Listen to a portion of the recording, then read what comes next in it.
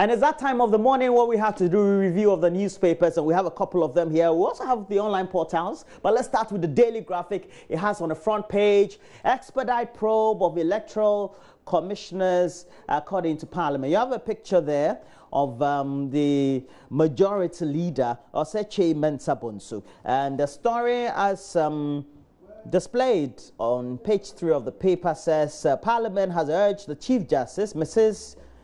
Justice Sophia Kufo, to expedite the probe into the conduct of the chairperson of the Electoral Commission, Mrs. Charlotte Osei, and her 2 deputies, and the majority leader, Oseche Mensah-Bonsu, and the minority leader, Haruna Idrisu, made the call while contributing to a motion for the approval of some 373.4 million Ghana cedi budget estimate for the Electoral Commission for the period 2018. And we also know that Mr. Idrisu, who set the tone, said it was important for the Chief Justice to speed up the probe of the chairperson of the Electoral Commission and the 2 deputies to give the Electoral Commission the focus to carry out its obligations. He mentioned the conduct of the District Assembly elections and the expected referendum for the creation of new regions next year as examples of activities within the mandate of the EC. So the story all displayed on page 3 of the paper. But we know it's always a feature in the news media, TV, radio, print, and we have online and social media about traffic congestion in Accra. But we know basically also it's about how our city has been planned. That is Accra. There's always an outbound traffic in the rush hour period in the evenings, and then an inbound traffic during the morning rush hour. And so you have clusters of people coming to work in the city, and then they leave in the evening. So you face traffic in the morning, and then when you're going home after a tired day, you face more traffic. So it's all stress in the morning and stress in the evening, plus the stress you go through at work within the city during the day. But it's the structure of the planning. And also, for example, we don't have alternative means beyond just not using an automobile. And so we don't have tube-like tunnels that you have to pass through using your car. Let's say if you want to go to the Central Business District from Tetekwashi, and so you have to go through the main street of Accra, for example. And so we all tend to cluster at one point. And in addition to that, we also know that we tend to shop only when it's a period close to Christmas. We don't plan the shopping in such a way that from October you start buying your things, and so by December you don't have to rush into the city center to go buy things. It's the nature of the way we are as a people, and that is why we tend to see some of these traffic. And it's been displayed on the front page of the Daily Graphic as Accra in gridlock. Quite unimaginable, but it's something that we live with each year. And the story on page 16 also reads as follows, that Christmas is just a few days away, and as usual, some major streets in Accra are in a gridlock with vehicles packed bumper to bumper and jump side by side. A visit to parts of the national capital showed that the most affected routes were the Adenta Medina 37 Accra Odoko Kaneshi Accra route, the Kwame Nkrumah interchange Accra, Nungwa Teshi La Accra, La Paz Dansuman Accra road. Well, the worst affected was the Graphic Road, Accra Road, leading to the Central Business District, the Cocoa Board area, and the railway areas. And it's something that is always jam-packed, something where we think we have to get used to, even though usually it's not the best. It's the way we have professors, doctorate degree holders who are city planners, transport engineers, etc. We just can't find solutions to our own problems, right? It's the way we are. Quite sad, but that's the reality. Now, self-styled lawyer before court for fraud. The story also is same on page 16 of the paper, and it reads that this gentleman you're seeing, who has been named as Michael Asante, yesterday got remanded into a prison custody in Kumasi by Kumasi High Court as a self-styled consultant and lawyer, Michael Asante, for allegedly defrauding 2 businessmen to the tune of some 69,000 Ghana cedis under the pretext of securing them 12 million Ghana cedi contract. Well, although the crime for which Michael Asante has been arraigned is a bailable offense, he was refused bail because he allegedly committed the offense of fraud while he was on bail in respect of a similar charge against him. We know that according to the story, he will be reappearing on January 9, 2018. Well, he's going to spend Christmas behind bars. Good for him too. He brought this onto himself. Not lie. Well, true. Well, we have back page. It says customs intercepts fake US dollars at Sugar Copper. And it says the Customs Division of the Ghana Revenue Authority has intercepted fake US dollar notes amounting to some $358,000 at Sugar Copper in the Volta region. And the fake notes in $100 denominations were concealed in a Nigeria registered commercial Nissan Pathfinder vehicle with registration number AKD 710 EP, according to the Assistant Commissioner in charge of Aflao Border, Frank Kujo Ashong. The parcel containing the fake dollars was discovered in the vehicle, which was traveling on the Accra-Lagos road about 2:30 p.m. last Monday. And he said when the item was discovered, none of the occupants of the vehicle claimed ownership, for which reason the parcel was seized by customs and sent to his office at Aflao. Nobody will own up. He said the notes were sent to the Aflao branch of the GCB bank to check on their genuineness, and under the initial checks by the bank revealed that they were all fake. He said each bundle of the dollars had the same serial numbers. All the bundles were in $100 notes. Okay, now we have all the stories also displayed, but let's go to the Ghanaian Times. So we have front page of Ghanaian Times. It says 2015 Pebble diamond explosion. 2,500 victims cry for compensation. The story is on page 32 of the paper. Other stories also on the front page reads that stop rosewood trees over exploitation, and that's a story attributed to the Ministry of Lands and Natural Resources. The story is on page 17 of the paper. Let's take a look at it. You go to page 17 of the paper. It reads that the Minister of Lands and Natural Resources, John Peter Amewu, has tasked the board of the Forestry Commission to initiate moves to tackle the overexploitation of rosewood trees. And we know the rosewood tree is a tree that grows in tropical regions of the world, especially in our parts of the world, in the tropics, and it is highly prized for its veneer and lumber and valued as an important specimen for the production of fine furniture and even used for dashboards of some of the most luxurious cars and yachts, planes, etc. You know, those brownish kind of, if they are not artificial or with plastics, they usually use rosewood, used for some of the Mercedes, Jaguars and all that. And we're told despite several interventions by government, including placing a moratorium on the harvesting of rosewood in 2016, some individuals continue to illegally engage in the felling of the tree. And we know the minister was inaugurating a new board. Another story also featured on the front page. It says that President clears Alan Chiramanting deputies of extortion allegation. We know $100,000 saga, over saga really, because we have more than $100,000. And the story on page 18 says that the Minister for Information, in a statement, says that President Nana Addo Dankwa Akufo-Addo has exonerated the Minister of Trade and Industry, Alan Chiramanting, and his deputies over the alleged extortion at the Ghana Expatriates Business Awards held on December 8, 2017. And according to the Minister for Information, Mustafa Abdul Hamid, the fact as reported to the President do not disclose any wrongdoing on the part of the Minister or any government official. A statement signed and issued yesterday by the Minister, who doubles as the President's spokesperson, said the President has asked Mr. Chiramanting to put those facts before Ghanaians at a later date. And we know that following public outcry over allegations that the expatriates were charged between some $25,000 and $100,000 to enable them sit close to the president at their awards ceremony, President Akufo-Addo queried Mr. Tremantin following all that.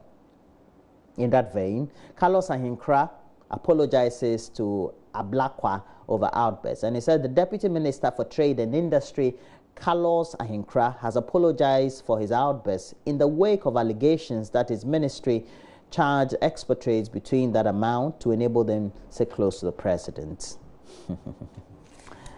Interesting. Okay, so now we have former Lejokuku MP and former broadcaster Nino Tidua passes on. Used to work with Ghana, was an astute sports broadcaster. May he so rest in peace. I worked with him as well at the time when I had a short stint in the early part of my career at JBC. So may he so rest in peace. And so those basically are a recap of the stories that we can have. Okay, and they are all displayed on the front and back pages of the newspaper, the Ghanaian Times. Now let's go to the Daily Guide newspaper, and on the front page of the Daily Guide newspaper we have Alan speaks on $100,000 saga. Is that we already know the content of what his statement is, and then we also have Kolebu considers medical tourism, and gang rapists smoked out. Eggs good for kids, we're told. Nana promises to root out Fulani raids. But let's go to the center spread. And it says Kolebu considers medical tourism. And it says the Kolebu Teaching Hospital, the premier health care facility in Ghana, could become a center for medical tourism in Africa under a plan being considered by the Chief Executive Officer, Dr. Felix Anya. And we know that he has great experiences in that with its own Holy Trinity Spa, farm. Is located in Sogakope, just around the fringes or the banks of the River Volta. So he has great experience in that. If we can have that for Kolebu, that would be great, because they all have the expertise to make sure that they add that as a added business, especially if you have to do recovery and you want that as an added part. Charlie, like, but you're fine, papa.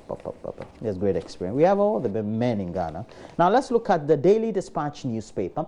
On the front page of the Daily Dispatch newspaper, it says that the UN apparently is warning Ghana on our weak security, because 450,000 private security staff and 33,000 police officers are the only ones that are available. And you go to the back page of the paper, it says the UN group has warned Ghana's peace and stability is being undermined by mercenaries and private security groups flooding the country. One expert said the ratio between private firms and the number of police officers was the most worrying I've seen in any country. And it's something that I guess we all have to focus on and discuss. According to government figures, there are about 400 private groups which employ about 450,000 people as security people. So they know how to handle guns. They know all the procedures in security and military and police setups. And according to or added to this, members of the UN Working Group on Mercenaries noted an estimated 1.3 million illegal weapons have been smuggled into Ghana, as well as the spread of vigilante groups and armed individuals. Expert Patricia Arias, part of the group which visited Ghana last week, warned it might be a recipe for disaster anytime there was chaos. So the police, we have them. There are only 450,000. Okay.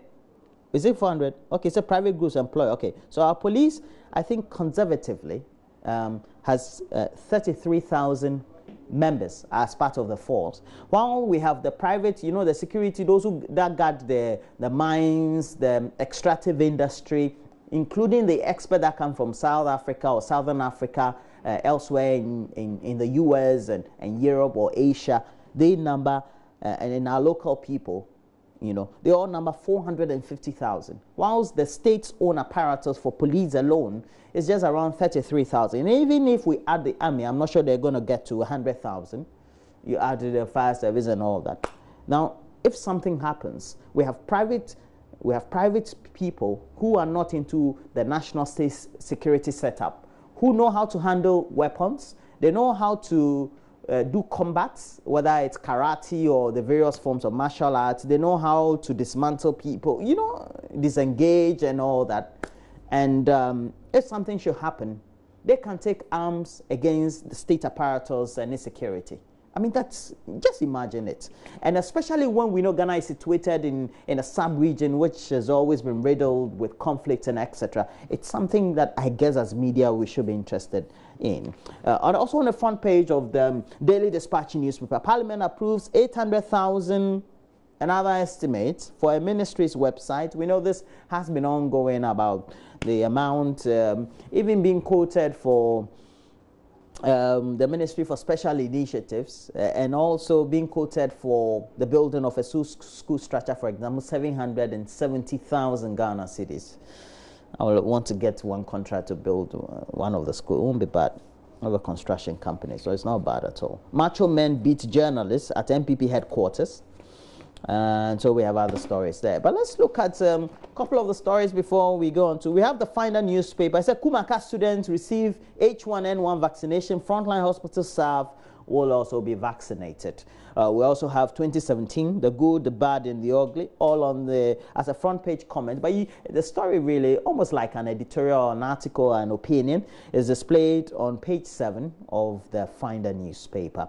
800,000 Ghana cedis website budgets criticized. It's been approved though. And Senor Hosi wins African CEO Impact Award.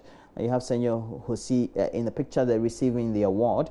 Government grabs $200 million World Bank credits.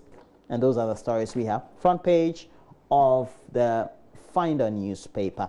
Let's see whether we can do a last one. Is the Herald around? We don't have the Herald. We don't have the Herald. But we have the Statesman. Statesman is a story that is a paper we review frequently. Wishing everybody Merry Christmas and Happy New Year. We also wish everybody that. And Ghana secure executive seat in Pan-African Youth Union. And then we have crude propaganda against me exposed, according to the president. The president has begun an Eastern Regional tour and was the Krobo area, so many areas, and was saying this. Bulk Oil Storage and Transportation Company has also posted an advertiser's announcement saying there are false publications on busts, and that's well, they've been displayed in the Herald, the Informer, Daily Post newspapers, as well as the Ghana Palava and the Republic newspapers. He says, according to a statement signed by the head of corporate communications and media relations, these stories have tended to be defamatory, and they will not hesitate to take the necessary actions or steps to protect their corporate image. So basically, those are what we can take from the hardcore newspapers. But let's go online and go to myjoyonline.com. And when you go to myjoyonline.com, we have a couple of stories there. It says, Communication Ministry, GIPC, others make Imani's 2017 most inspirational public sector leaders. Great. TUC horrified by Heartless Goldfields retrenchment of over 2,000 workers. And then we have disease outbreak. Asaman Kese, SHS student dies from meningitis, 60 others quarantined. And it said the outbreak of diseases in parts of the country continue to spread as one student of the Asaman Kese Senior High School dies of a suspected case of meningitis. We have to put this into perspective. All these cases we've been hearing, none had been recorded, we don't know. There was a suspected one somewhere in Kofodia area. I don't know whether it's true. But then this one is in the eastern region. The other side of the eastern region means one end of the eastern region. Asamine, those areas. So, Oda, Chimsuedru, Achiase, and all that. So, Charlie, we have to be careful. We have to be careful. Now we have a woman dies in Trotro, leaving behind 2-year-old daughter. A woman whose identity is not yet known died in a commercial vehicle she boarded with a 2-year-old daughter Thursday. It's a very tragic event, bizarre as it is, but has happened. Now let's go to the next story and take a look at it. Website costs, other projects too high. We can't live with it. Mensa Bonsu.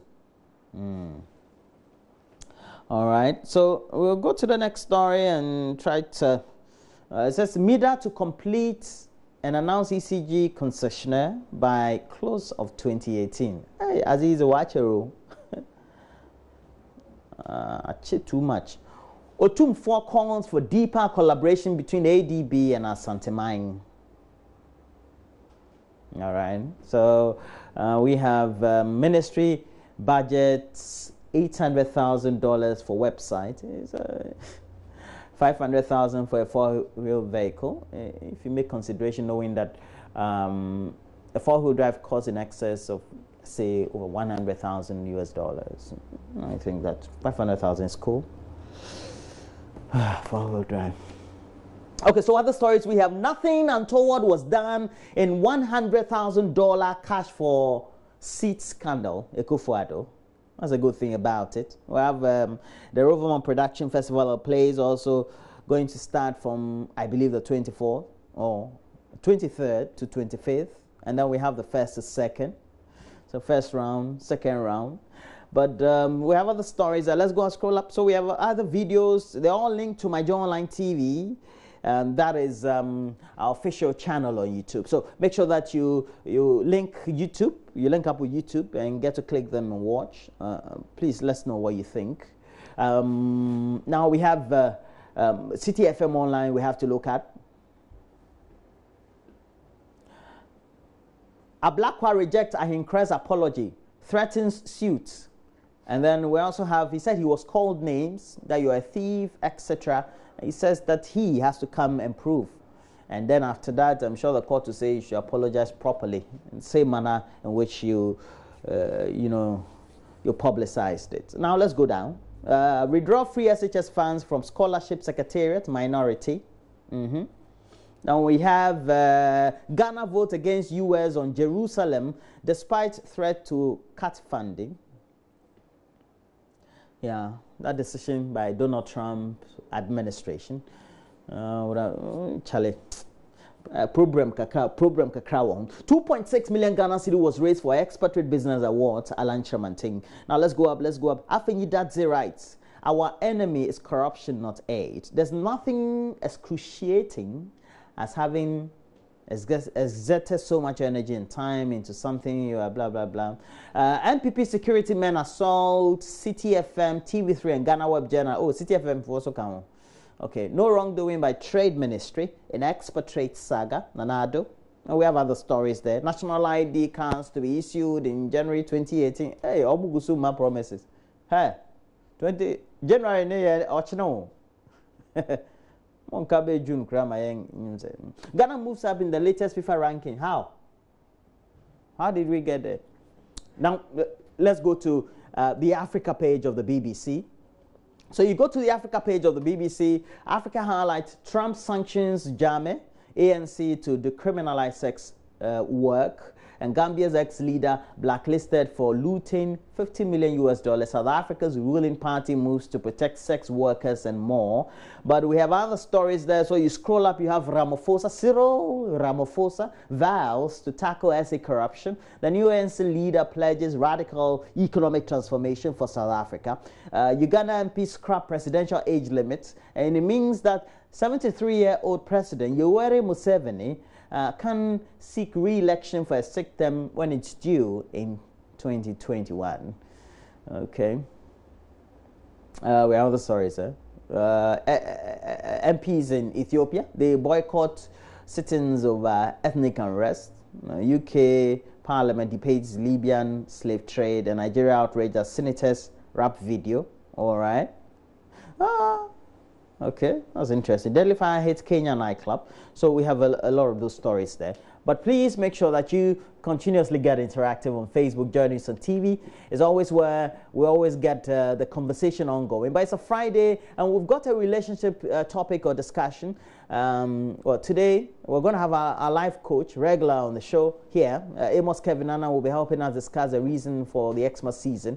And I'm sure you know that it's all about love. But what sort of love are we also talking about? How do families gel and create a bond during the season? For example, when the man knows that he needs to have some responsibilities. Then he starts creating some fracas in between the couple. And that tends to make sure that he lowers his expenditure or can have time to go out and do some other things with his friends outside, and that kind of thing. But how do we create that bond to make sure that families have the needed camaraderie, the needed unity and communal spirits in the home? And that's what we'll be talking about. We'll also be hosting ASP Alexander Obing of the Police MTTD as we discuss how his outfit seeks to control traffic this Yuletide. I don't know what they can do about it, because so far nothing could be done about the current thing, but they can give you safety tips. So road safety tips would also be done. And so Bernice Abubedu will be having that conversation with ASP Alexander Obing, and then we'll be talking about how to stay financially safe during the season. It's really not about the season, it's about post the season. After the Xmas and the New Year, you have to pay school fees. That is, if it's part of your responsibility. But then even if you don't have to pay, you've spent all the money in December. January, what do you do? So you know how they say January is the longest month because most salaried workers will expend too much during the Xmas break. Finance expert Frank Kwache will be giving us a lot of more tips. We're going to his office today, and then we'll know all that. But next, we have to bring you the latest from the sporting world. And so stick and stay. We will be right back.